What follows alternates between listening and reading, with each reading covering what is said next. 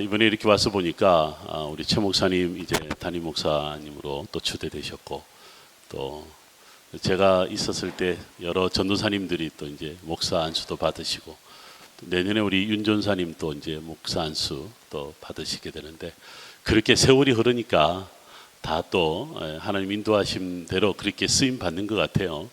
저도 이스라엘 뭐 이렇게 26살에 처음 그렇게 왔었는데, 지금 제가 54시니까 곧 이제 30년 가까운 세월을 이스라엘과 그렇게 관련을 맺었었습니다. 2012년도에 제가 떠났거든요. 그러니까 2004년인가 5년에 제가 담임을 맡았었는데, 그동안 오랜 동안 이제 대표 목사, 그러니까 공동 목회 형식으로 이루어져 왔었습니다. 뭐 여러 가지 단계를 거쳤겠지만, 제가 사실은 올 때마다 언제쯤 예루살렘 교회 담임이 뽑아지냐. 왜냐하면 제가 떠나면서 우리가 이 대표 목사라는 제도가 만들어졌었어요. 이제 어떤 2년마다 한 번씩, 그거 다 제가 만든 거였었는데, 어떻게 하다가 올해 시간이 끌어졌었습니다. 근데도 마이크 때문에 그런 거예요? 네. 근데 이번에 어떻게든 여러분 어려운 가운데도 이렇게 이제 새로 담임 목사님이 세워져서 이 사명들을 잘 또 세워가리라 생각이 듭니다. 제가 오늘 그 말씀 제목을 좋은 소식 이렇게 정했어요. 이사야서 말씀을 전하고 있는데, 예를 들어서 텔아비브에서 이렇게 예루살렘으로 오다 보면 예루살렘 보이는 그 언덕 산이라고 봐야 되는데, 그 마지막 예루살렘 도착하기 전에 넘어야 할 산 이름이 메바세레트 지온이라고 해요. 아마 우리 영광 선교사님 오늘 오시는 동안 메바세레트 지온 넘어오시지 않으셨나요? 넘어오면 메바세레트 지온을 넘어오는데, 메바세레트 지온이 시온을 찬양하다라고 하는 말씀이죠. 여러분들 이사야서 곳곳에 이제 그 이야기들이 나옵니다만, 그 다음에 여러분들 여기서 조금만 더 가면 기브온 산당이라고, 나비 슈무엘이라고 하는 장소, 여러분 그 장소는 원래 또 십자군 시대에는 The Mountain of Happiness라고 불렸었죠.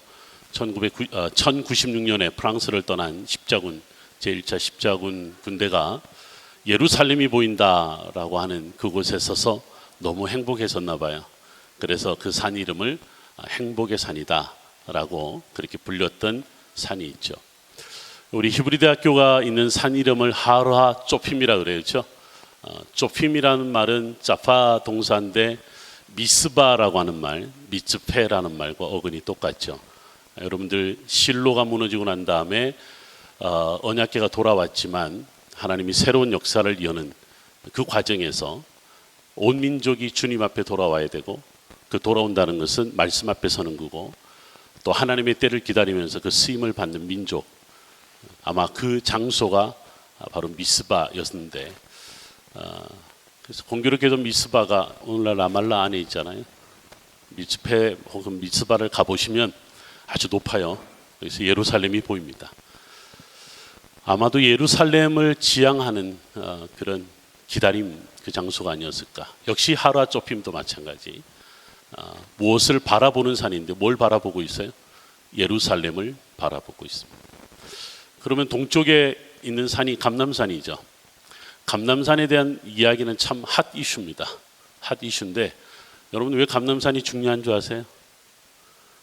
성경적으로 감람산이란 말이 쓰여지기 전에 그 산은 하르 기드마, 즉 앞산이었습니다. 앞산이라고 하는 말, 이 말은 히브리 말로 케뎀 기드마는 영어로 forward, 앞으로라는 뜻입니다. 앞으로라는 뜻을 갖고 있죠. 그래서 감람산 자체가 중요한, 그 이름이 중요한 게 아니라 성전에서 하나님 앞으로, 바꿔 말하면 이 케뎀이란 말에서 나온 말이 동쪽이라는 말입니다. 성경에 나오는 동서남북은 방위 표시가 아니라 하나님의 역사를 보여주는데, 구원의 역사를 보여주는데, 앞으로 내가 너희를 구원할, 이 민족을 해방할 그 기쁜 소식을 가져올 자는 동쪽에서 온다. 그 동쪽은 바로 앞이라는 뜻이죠. 라틴어로 코람데오라는 말을 아실 거예요. 코람데오는 뭐냐면 하나님 앞에서라는 뜻입니다. 히브리어로는 리프네이 하엘로힘, 리프네이 엘로힘이라고 그럽니다. 여러분 이것을 그대로 우리 성경 지명에 이렇게 나옵니다. 브니엘이라고 나옵니다. 브니엘을 하나님의 얼굴이라고 말하지만 사실은 하나님의 얼굴로 번역하면 안 되고요. 하나님 앞에서라는 뜻입니다. 여러분 히브리어 배우시잖아요. 레 더하기 파님, 그게 리프네이. 지금 미안해요. 이게 히브리어를 배우는 사람들이 있을 텐데. 명사 연계형이라고 그래서 우리 히브리어는 스미쿠트라고 그러죠. 이게 바로 하나님 앞에서. 지금 제가 여러분들 드리는 이 이야기들이 우리 예루살렘을 중심으로 동쪽에서 북쪽에서 서쪽에서 각각의 다 이름을 갖고 있다라고 하는 거죠. 베들레헴에서 메시아가 오신다라는 이야기는요, 구약 성경 전체를 통틀어서 딱 한 번 나옵니다. 미가서 5장 2절 한 군데 나옵니다. 왜 하필 베들레헴일까요? 더 유명한 장소로 많습니다. 실로도 있고 베델도 있고 실로도 저 위에 있는 세겜도 있고 충분히 많은 장소가 있는데 왜 하필 베들레헴일까? 라고 할 때 아마도 예루살렘을 중심으로 동서남북에 전부 다 기쁜 소식을 전하는 나팔수를 다 두는 것처럼 그렇게 이름들을 다 정한 것이 아닌가를 생각을 해봅니다. 이스라엘 땅의 이름 가운데도 이 기쁜 소식을 전하는 메시아의 오심과 관련된 하나님의 심판과 관련된 이름들이 곳곳에 있는 것을 볼 수가 있는 거죠. 그런데요, 이 모든 이야기는 그냥 우리가 해석을 해보는 거지만 결정적으로 성경이 말하는 기쁜 소식을 이야기하는 사람은 이사야 선지자입니다. 지난 우리 세미나 때 그런 이야기를 했습니다. 바울이 예수님을 전할 때 가장 많이 언급한 선지자가 누구냐면 이사야다. 이사야를 참 좋아했던 것 같아요. 근데 알고 보니까 바울만 좋아했던 게 아니더라고요. 그렇죠? 성경을 기록한, 여러분들 알다시피 마태, 마가, 누가, 요한은 예루살렘 성전이 파괴된 이후에 기록됐단 말이죠.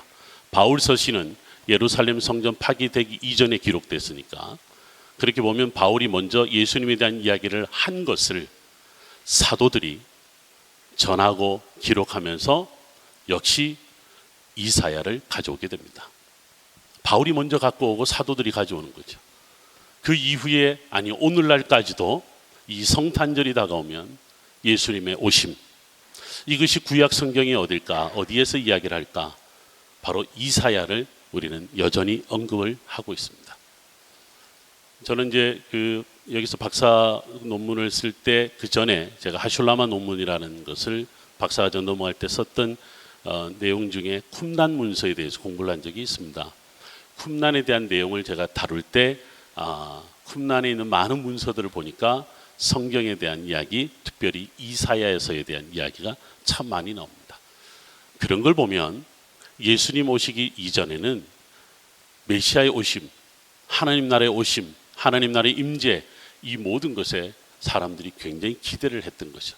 이거를 전문적인 용어로 종말론이라고 말합니다. 좀 더 전문적으로 말하면 묵시적 종말론이라고 말하는 겁니다. 이 모든 완성은 이 기쁜 소식을 가지고 오신 분은 바로 예수 그리스도다. 오늘 우리 이 이야기를 예루살렘에서 하니까 너무 좋은 것 같아요. 예루살렘에서.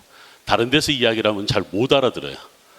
졸거나 아니면 저게 무슨 소리지? 더더욱이 히브리어로 여러분들 제가 메바세렛 지온이라든가 여기 나비 슈무엘이라든가 하라조핌이라든가 하라제이팀이라든가 베들레헴이라고 히브리어로 제가 이야기를 하는 것을 알아들을 수 있는 데는 여기밖에 없는 거죠. 이사야가 이야기를 할 때 조금은 보수적인 학자들이든 진보적인 학자든 간에 이사야는 크게 두 시대는 혹은 세 가지 시대를 말하고 있다 이래요. 포로 이전, 포로 시대, 포로 이후 시대 이렇게 이야기를 해요. 기존은 포로 시대죠, 그렇죠? 근데 그 포로 시대가 시작되면서 기록되었다라고 하는 것이 어디냐면 바로 오늘 우리가 읽었던 40장 이야기입니다. 그리고 40장부터 55장, 55장에서 66장까지 이어지는 이사야의 이야기를 우리는 알고 있는 거죠. 저는 포로로 잡혀갔습니다. 포로로 잡혀간 사람들은 기대하는 게 있어요. 무슨 기대요? 포로에서 해방되는 거죠. 해방돼서 어디로 가는 거예요? 원래 자신들이 쫓겨났던 원래의 땅으로 돌아가는 건데, 바로 그때부터 이들은요 예루살렘을 본격적으로 부르는 이름이 있습니다. 그게 바로 시온입니다. 시온. 히브리 말로 지온이라고 하는, 지온의 뜻을 혹시 아십니까? 여러 학자들이 이야기했지만 예레미야서를 잘 보면 영어로 wasteland 혹은 dryland, 척박한 땅, 광야의 다른 표시로 이야기를 하고 있습니다. 여러분, 광야하면은 40년 광야 생활을 하죠. 40년 광야의 이야기를 잊으라고 그랬어요? 잊지 말라고 그랬어요? 잊지 말라고 그럽니다. 기억하라고 그럽니다. 모세의 40년 광야 생활처럼 50년 가까이를 바로 바벨론 포로 생활을 하게 되는데, 그들은 돌아갈 땅을 아름다운 땅, 좋은 땅에 대한 기억이 아니라 그 땅은 광야다.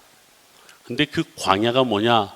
바로 모세와 함께 40년 동안 그 척박한 세상을 살았을 때 그들에게 가장 주어진 축복이 뭐였냐면 하나님을 만나는 거였고 하나님의 역사를 경험하는 거였거든요. 그럼 바벨론 포로로 잡혀갔던 그들에게도 역시 돌아갈 땅은 누구와 함께해요? 하나님과 함께하고 하나님이 주신 은혜로 사는, 하나님 앞에 예배하는 땅, 그 땅에 대한 기억을 표현할 때 지온, 시온이라고 본격적으로 이야기를 합니다. 그발 강가에서 시온을 그리워하며 울었다. 그 시온이라는 것 자체가 예루살렘뿐만 아니라 하나님이 통치하는 세상, 그 세상을 이야기하는 거죠. 여러분, 그때부터 이 유다 땅을 또 뭐라고 부르는 줄 아세요? 거룩한 땅이라고 부릅니다. 그전에는 다른 많은 이름으로 이 땅을 불렀지만 포로 시대부터 이 땅을 불렀던 이름이 뭐였냐면 홀리랜드, 거룩한 땅입니다. 그전에는 거룩한 땅이라고 본격적으로 부른 적이 별로 없습니다. 거룩한 산, 호렙산이나 시온산을, 신의 산을 가리킬 때 쓰는 적이 있었는데, 이 거룩한 산이란 개념 자체, 거룩한 땅에 대한 개념 자체가 오히려 포로로 잡혀갔을 때였다는 거죠. 포로 같은 생활을 해본 적이 있는 분들 많을 겁니다. 제가 나이 조금 들어봤을 때는, 20대에 왔을 때는 그게 무슨 말인지 몰랐습니다. 광야가 참 싫었습니다. 그냥 숨이 턱턱 막히는 거였습니다. 내가 왜 여기 와서 유학을 하고 있지?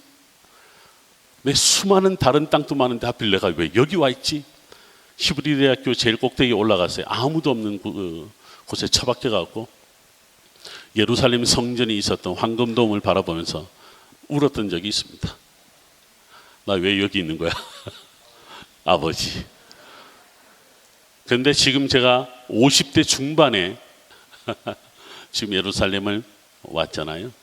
늘 여기 옵니다만 여러분들 모르게 많이 왔다 갔어요. 올해만 23번을 왔다 갔으니까 미안해요. 이게 오고 싶었는데 시간이 되질 않아서. 제가 어저께 가이드 라이센스 갱신 때문에 수업을 들으러 좀 일찍 나서서 걸어서 저기 무제온 이스라엘, 저기 이스라엘 박물관까지 걸었는데요. 제가 여러분들 무슨 생각하는 줄 아세요? 야, 요즘 예루살렘에 사는 사람들은 참 좋겠다.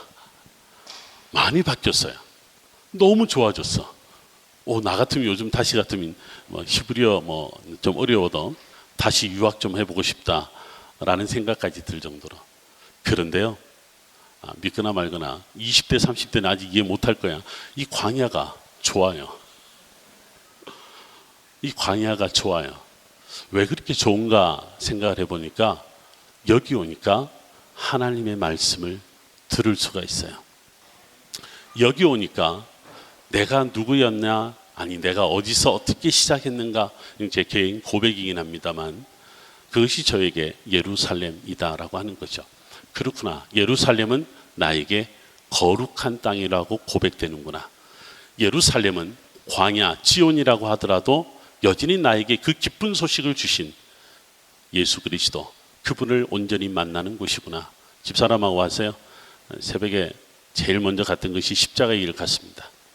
제가 30년 가까운 이스라엘 생활에 십자가의 길을 간 것을 세본 적은 없습니다. 세본 적은 없는데 제가 유학 마지막 때쯤 그 논문 쓰는 과정이 고통스러울 때 여전히 저는 벌어먹고 살아야 되니까 알바를 해야 되고 가이드를 했었어야 되는데, 그때 제가 십자가의 길 갈 때마다 뭐라고 기도했냐면, 주여, 내가 언제까지 이 길을 걸어야 합니까? 주님, 저 이 길 싫다고는 말은 못하고, 주여, 내가 언제까지 걸어야 합니까? 근데 이번에 와서 집사람하고 걸으면서 참 많이 울었습니다. 특히 골고다 언덕에 그 조용한 그 언덕에 올라갔을 때 참 많이 울었습니다. 그 눈물이 있는 곳인데, 아픔이 있는 곳인데, 저에게 참으로 인간다운 삶을 못 살게 했던 땅인데, 그런데 기쁨이 있다, 감사가 있다. 내가 오늘 여기에 서 있는, 아니 제가 지금 하고 있는 사역의 모든 것이 바로 무엇이다 라고 하는 것을 제대로 알게 해준 거죠.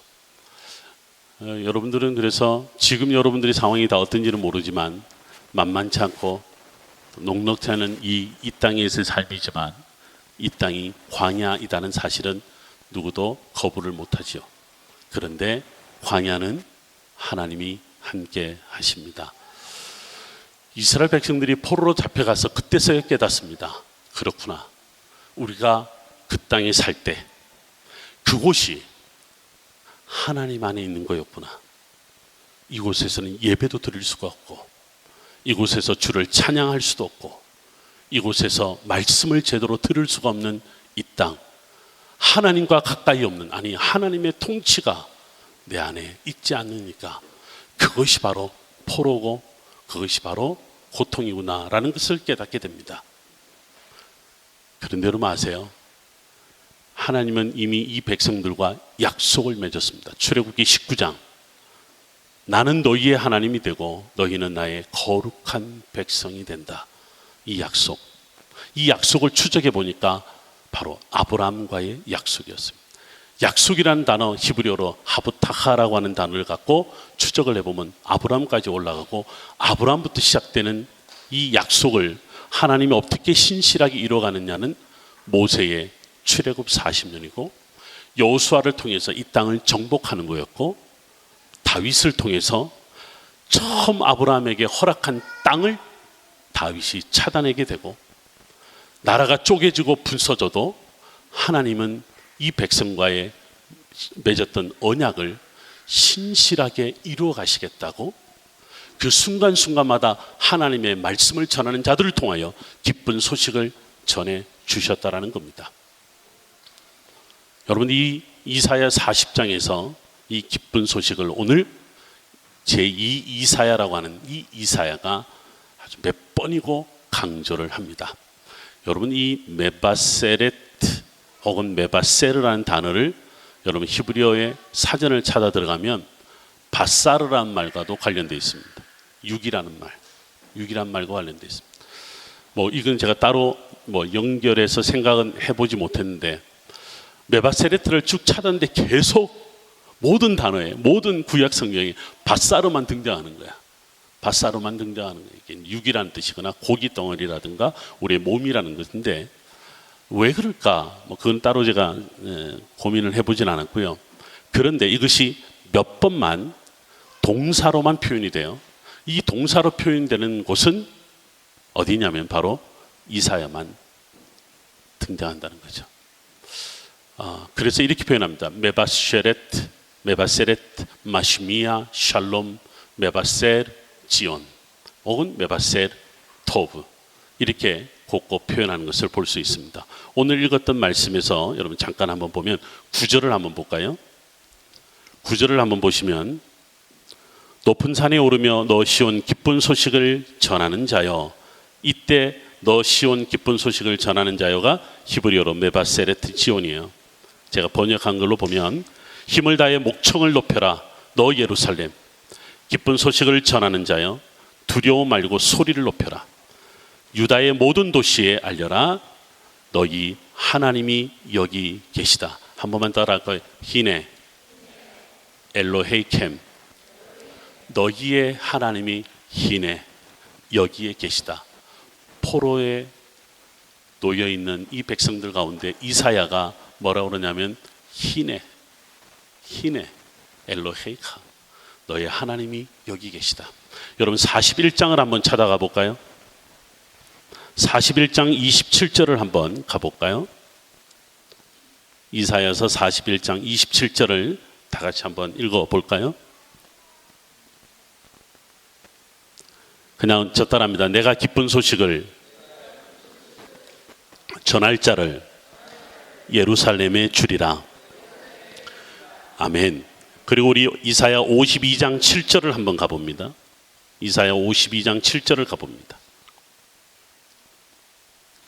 제가 요거를 그냥 이렇게 한번 제가 번역을 하면서 평화를 외치며 기쁜 소식을 전하는 자들의 발걸음이 산 등성 위에 얼마나 아름다운가. 그들이 기쁜 소식을 가져오며 구원을 선포하고 너희 하나님이 통치하신다라고 시온을 향해 외친다. 한 번만 더 따라합니다. 말라크 말라크 엘로하이카. 바로 너의 하나님이 말라크 통치하신다. 포로로 가 있는 그 백성들을 향해서 말라크 너희의 하나님이 통치하신다. 히네 너의 하나님이 여기 계신다. 이게 바로 뭐냐면 메바세레트 기쁜 소식이었다. 포로에 잡혀 있는 그들에게 해방을 선포하는 바로 그 메시지가 여기에 있다라고 하는 겁니다. 제가 우리 최 목사님들 설교 언제까지 해야 되냐 물어봤으니까 마음대로 하세요 그랬어요. 제가 마음대로는 못하고요. 몇 군데만 좀 찾아보는데 제가 요즘에 바울을 제가 참 좋아해서 바울을 요즘 자주 들여다보고 있는데요. 바울이 예수님을 어떻게 전했을까 이게 너무 궁금한 거예요. 여러분들 그냥 고린도전서 8장을 한 번만 펼쳐보시면 고린도전서 8장을 한번 펼쳐보시면 그냥 쭉 그냥 눈으로 한번 읽어볼 텐데 6절에 보면 그냥 이렇게 제가 한번 그냥 해봤습니다. 한 하나님 곧 아버지 그리고 한 주 예수 그리스도. 여러분 요 말이 그대로 어디에 나오는지 아십니까? 어디서 많이 들어본 이야기예요. 신명기 6장 4절입니다. 그렇죠? 어디에 나오냐면 쉐마 이스라엘 아도나이 엘로헤이카 아도나이 에하드 그대로 나옵니다. 바로 이것이 누가 전하냐면 고린도 교회를 향하여서 바울이 예수님이 누군 줄 알아? 여러분들 전혀 딴 데서 갖고 온 것이 아니라 구약 성경에서 가지고 와서 이 말을 전하고 있다라고 하는 겁니다. 사실 이 본문을 다 읽어보시면 고린도전서 8장 이야기는 우상의 제물 때문에 또는 고린도에 있는 수많은 신들 때문에 도대체 누가 우리의 신인지 모르는 거야. 누가 우리의 하나님인지를 모르는 거예요. 그래서 그 교회를 향해서 쓴 편지 중에 하나가 바로 고린도전서 8장인데 그 중에 특별히 6절에서 한 하나님 곧 아버지 한 주 예수 그리스도라고 이야기를 하고 있는 거죠. 자, 그 다음에 바울이 예수님을 어떻게 또 전하고 있냐면 빌립보서 2장으로 한번 가봅니다. 바로 뒤에 넘겨보시면 빌립보서 2장 5절에서 11절 나오는데요. 빌립보서 2장 5절에서 11절 말씀 중에 특히 10절과 11절을 우리 다 같이 한번 읽어볼까요? 빌립보서 2장 10절과 11절 시작. 모든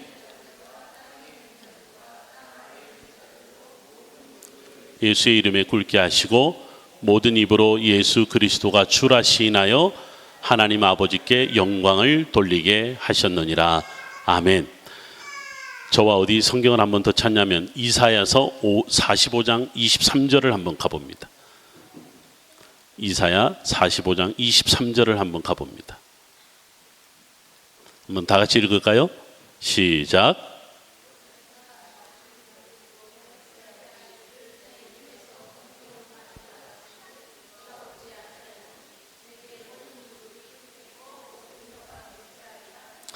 이거를 다시 제가 우리말로 다시 번역하면 나에게 오직 나에게만 모든 무릎이 꿇겠고 모든 혀가 맹세하리라.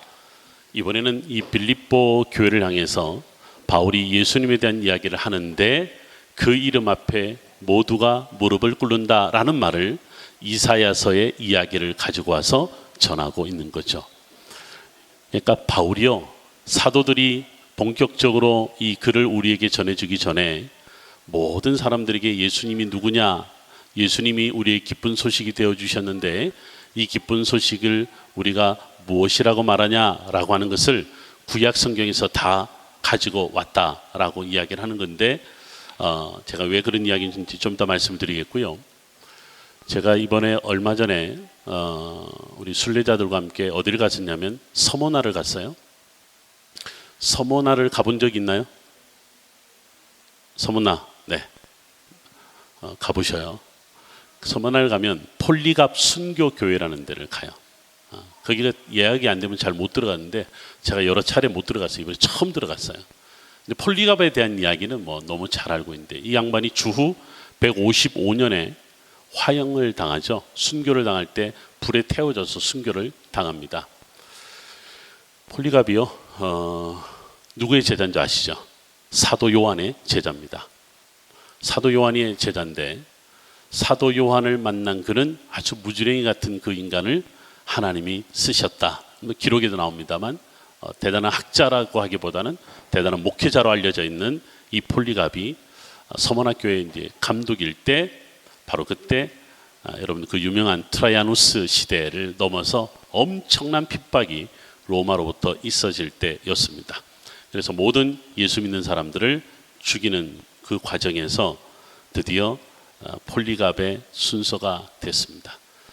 감독이니까, 담임 목사니까 모든 사람들이 끌고 나와서 나무를 쌓고 그 위에 올려놓고 집정관이 한 번만 부인해라, 부인하면 살려주겠다, 그 이야기합니다. 이 양반이 그때 남겨진 유명한 말이 있죠. 모든 문헌에 보면, 몇 가지 문헌에 보면, 제가 페이스북에다가 글을 좀 올려놨습니다만, 내가 86년 동안 살아왔다. 86년 동안 살아오는 동안 그분은 단 한 번도 나를 배신한 적이 없으시다. 내가 이 순간에 그분을 내가 어떻게 배신하냐. 그리고 죽습니다. 폴리갑이 죽을 때 웃고 있었다 이래요.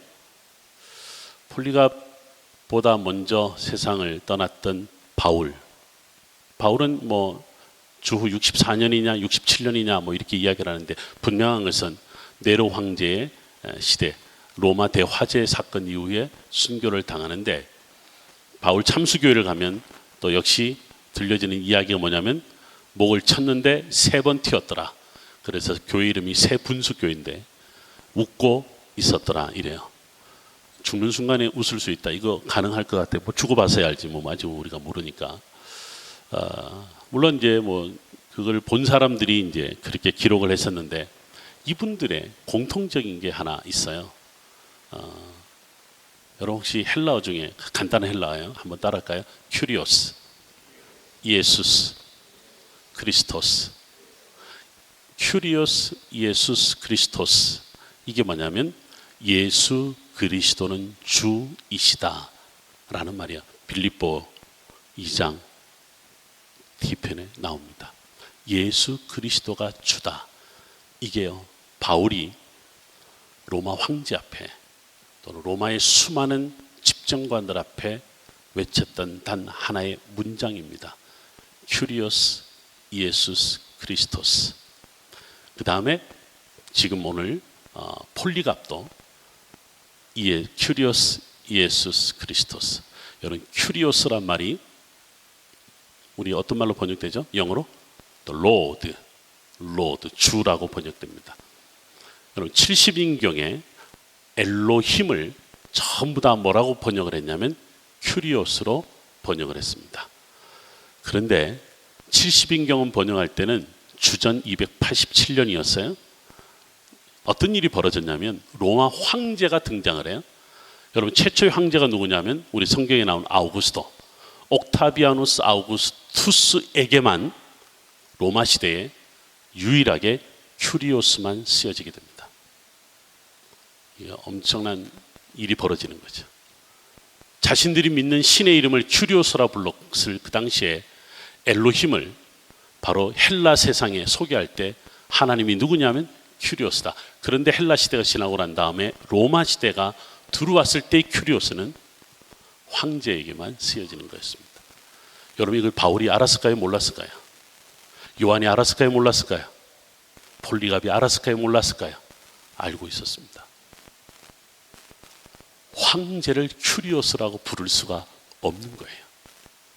여러분, 이 빌립보서에 표해지는 이 사도 바울의 이 이야기, 큐리오스 이에수스 크리스토스, 이 말이요, 큐리오스가 옥타비아누스가 아니다.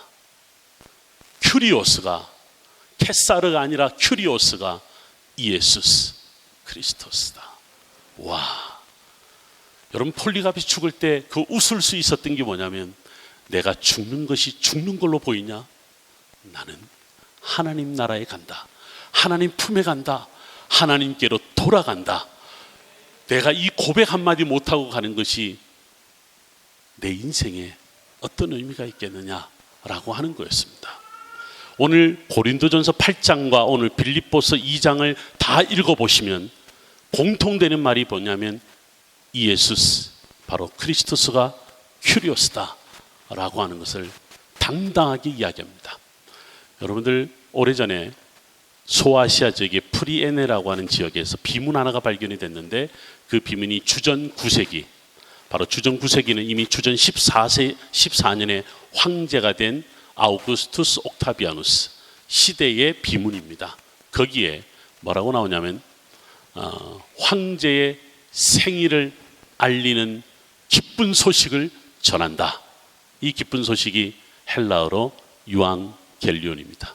유앙겔리온입니다. 여러분들, 지금 유앙겔리온이 뭔지 아세요? 큐리오스 이에수스 크리스토스예요.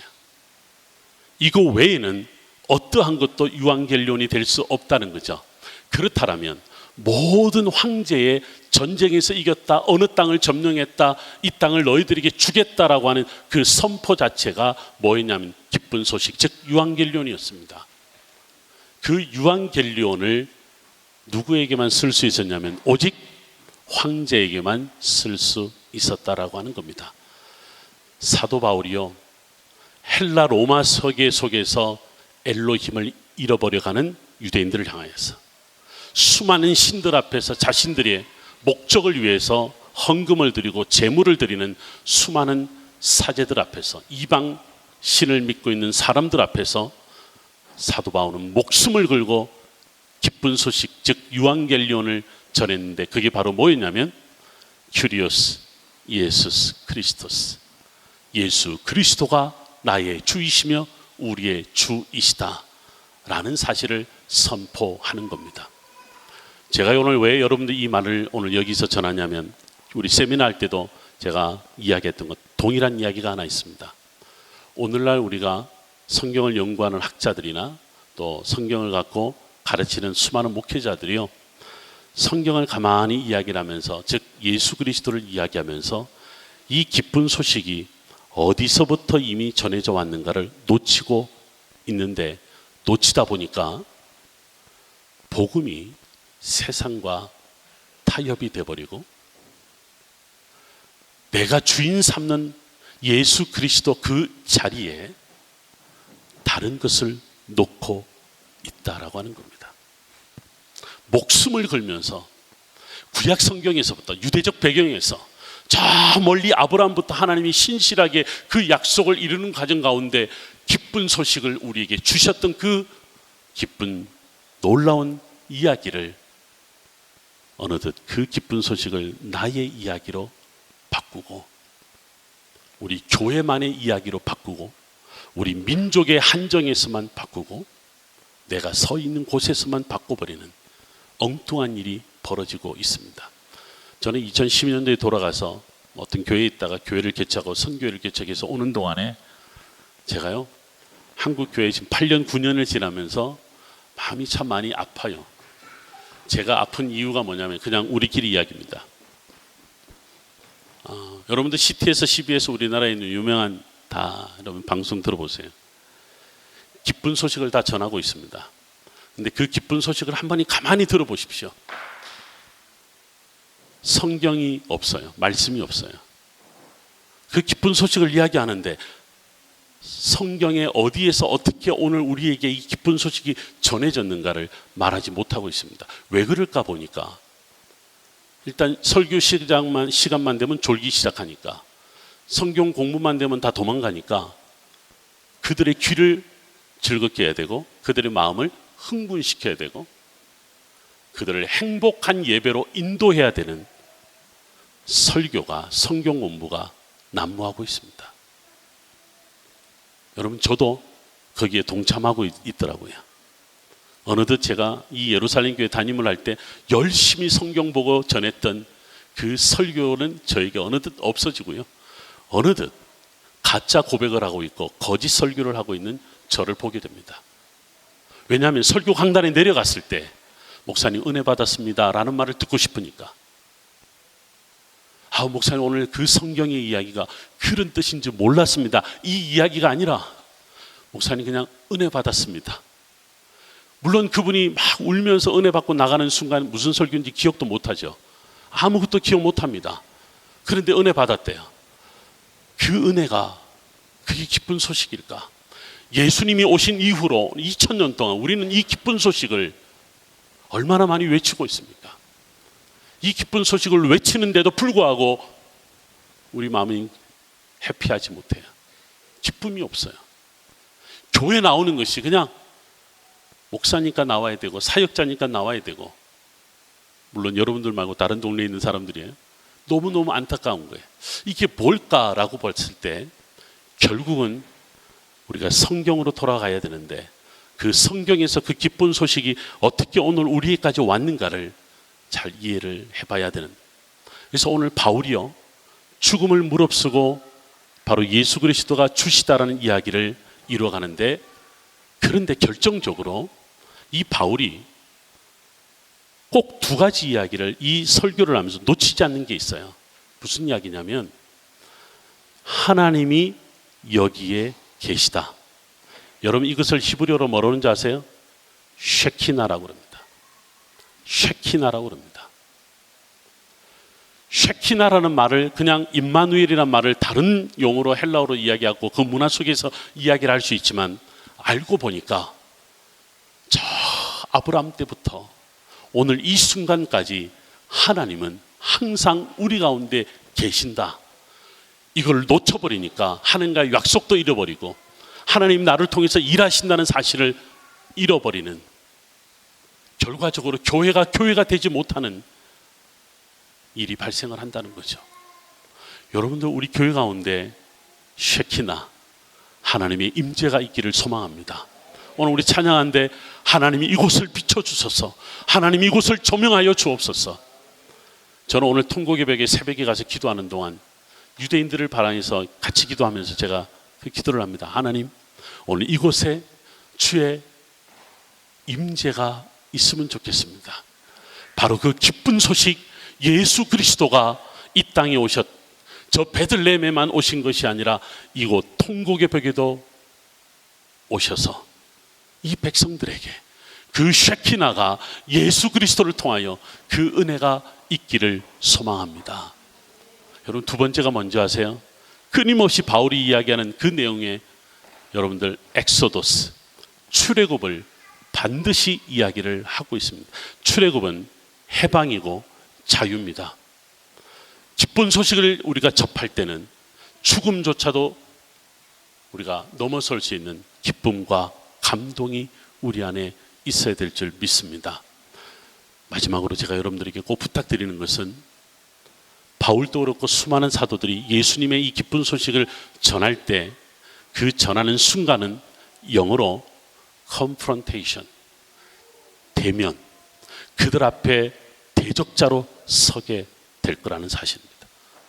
여러분들이 그것을 전하는 순간에 세상은 우리를 향해서 conflict, 분쟁을 일으키는 자라고, 우리를 향해서 왜 혼란을 가져오는 자냐고 이야기를 하게 될 겁니다. 그래서 바울이나 수많은 사도들이 이 복음을 들고 갔을 때는 황제 앞에 대면해야 되고, 예수 그리스도가 하나님이 아니다, 예수 그리스도가 우리 주가 아니다라고 하는 수많은 신들 앞에 우리는 대면해야 된다는 사실입니다. 그게 두려우니까 전도도 못하고요, 그게 두려우니까 찬양도 못하고요. 물러서게 되고 후퇴하게 되더라라고 하는 것입니다. 예루살렘 교회가 1996년에 세워졌습니다. 저는 그때 이 교회의 시작과 함께 같이 있었습니다. 벌써 꽤 많은 시간이 흘렀습니다.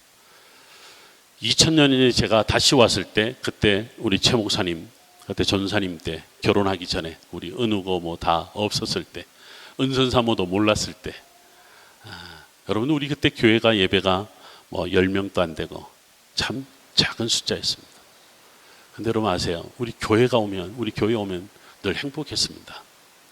예배할 수 있으니까. 한국처럼 마음껏 다닐 수 있는 교회가 많지 않잖아요. 우리가 마음껏 성경 공부할 수 있는 곳이 없잖아요. 그런데 이 교회가 얼마나 감사한지 몰라요. 몇 명이 안 모여서 그냥 라면 몇 개 갖고 쪼개가면서 먹으면서도, 그냥 없는 살림에서 뭔가 갖고 와서 쪼개 먹으면서도.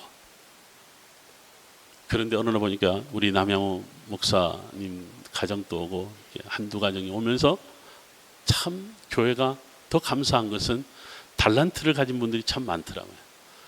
그런데요, 그 순간순간마다 저는요, 이 교회를 담임을 맡은 그 순간 때도 참 이 세상 앞에서는 할 말 없지만은 하나님 앞에서는 할 말이 많고 기도해야 되고 감사한 것밖에 없었던 그 시간들이 우리 교회 안에 있었습니다.